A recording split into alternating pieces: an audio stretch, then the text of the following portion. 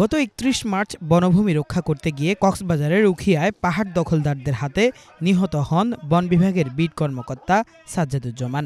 এই ঘটনায় দেশজুড়ে বিক্ষোভ করেছে পরিবেশবাদী বিভিন্ন সংগঠন এবং গত ২ এপ্রিল বনভবনের ফটকে আয়োজিত নাগরিক সমাবেশ থেকে সাজ্জাদ সহ বিভিন্ন সময় নিহত বন কর্মকর্তাদের পরিবারকে ক্ষতিপূরণ প্রদান, পুনর্বাসনের ব্যবস্থা করা এবং দোষীদের দ্রুত গ্রেফতার করে ঘটনার সুষ্ঠু বিচারের দাবি জানানো হয়। ৩ দিনের মধ্যে দাবি আদায় না হলে কর্মবিরতিতে যাওয়ারও হুঁশিয়ারি দেন ফরেস্টাররা।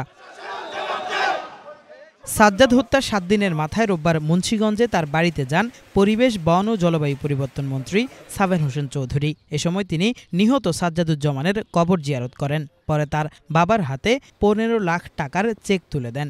সাজ্জাদ হত্যার ঘটনায় প্রধানমন্ত্রীও শোক প্রকাশ করেছেন জানিয়ে এই হত্যাকাণ্ডের শেষ দেখার প্রতিশ্রুতি দেন বনমন্ত্রী।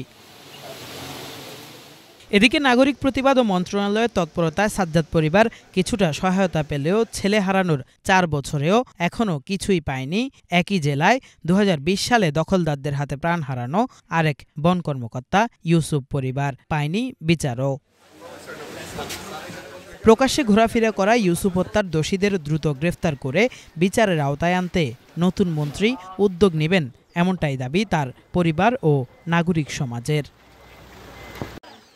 কিফায়েত শাকিল, বাংলা ভিশন, ঢাকা।